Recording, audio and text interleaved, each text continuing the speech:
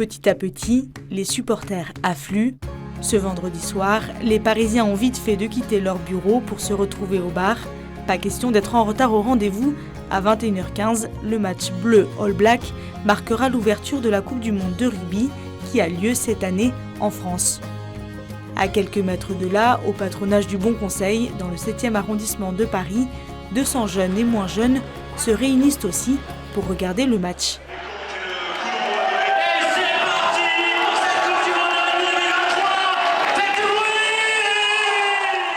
Parmi eux, Étienne, jeune lycéen.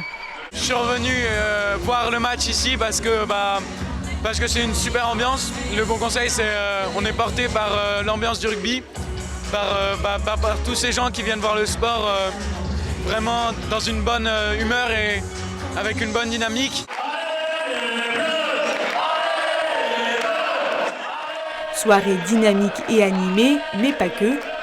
Avant le match, le père Jérémy Rigaud, prêtre et rugbyman, partage au groupe sa passion du rugby, comment ce sport l'aide à mieux vivre sa foi et son ministère de prêtre. À 36 ans, c'était il y a quelques années, j'ai commencé ce nouveau sport. J'ai passé la semaine, j'ai trouvé un club déjà, après j'ai passé la semaine à essayer de comprendre les règles, à regarder des tutos sur internet.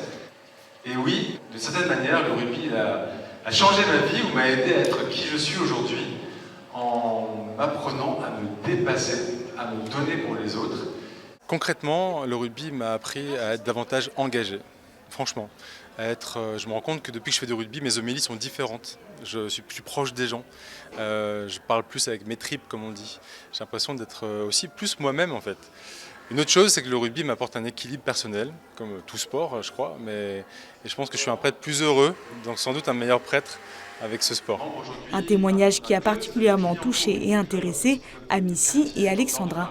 Je ne connaissais pas trop ce que c'était la cohésion dans le rugby et on m'en avait un peu parlé, mais du coup c'était intéressant d'avoir le témoignage d'un prêtre qui alliait en même temps ses valeurs chrétiennes au sport. Ce qui était très intéressant lors de ce topo, c'est qu'il nous a expliqué que lui il faisait partie d'une équipe de rugby et donc il nous a parlé des valeurs du rugby et en quoi ça pouvait rejoindre aussi la religion et la foi.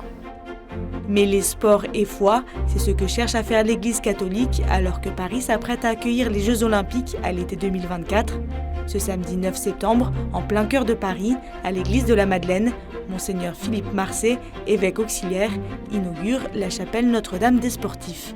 Dieu qui fait accéder toute créature à la lumière de la vie, accorde à ton peuple ici rassemblé, aujourd'hui et demain, ainsi qu'à tous nos frères sportifs qui viendront prier en ce lieu, de parvenir un jour à la Jérusalem du ciel par Jésus le Christ, notre Seigneur.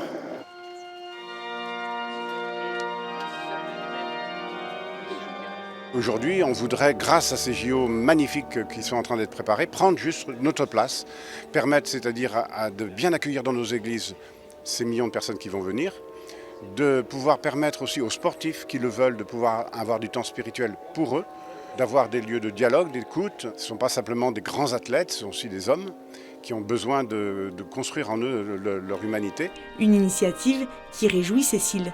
Moi, je trouve ça formidable à Paris de pouvoir réunir sport, foi, vie parisienne. On va avoir la visite de sportifs du monde entier et de pouvoir s'organiser pour les accueillir.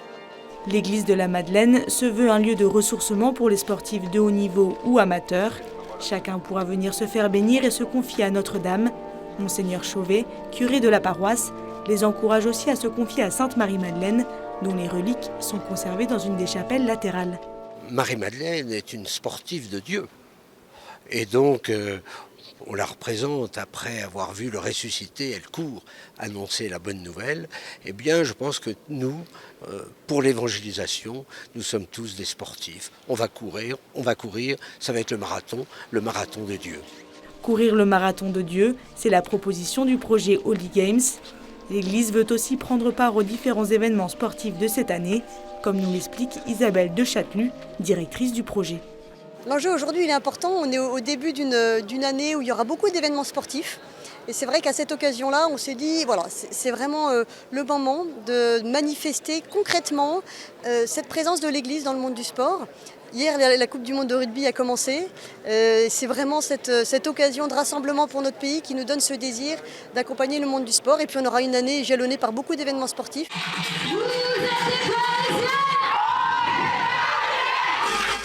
Et dès le lendemain, Holy Games et l'association catholique Au Captif La Libération sont présents à la course de la Parisienne. L'association a pour mission d'accompagner des femmes victimes de la prostitution. Pour Louise, responsable d'antenne, la course est l'occasion pour ces femmes de se mettre en mouvement. C'est important pour chacune des femmes qui vont courir aujourd'hui d'être en capacité de se projeter et de réaliser qu'elles sont capables de relever des défis. Donc aujourd'hui, c'est un défi sportif. Mais dans leur vie, elles ont d'autres défis à relever. Et je pense que ce que nous allons vivre aujourd'hui peut être un point de départ dans leur vie personnelle aussi. Un parcours de 7 km au cœur de Paris, non sans difficulté. Mais Blessing et Joy, dont les noms ont été modifiés, ne lâchent rien. For me, I'm tired, my leg is paining me. But we keep moving, we keep going. Au bout de 2 heures d'efforts et de ténacité, Nathalie, dont le nom a également été modifié, est arrivée en tête du groupe.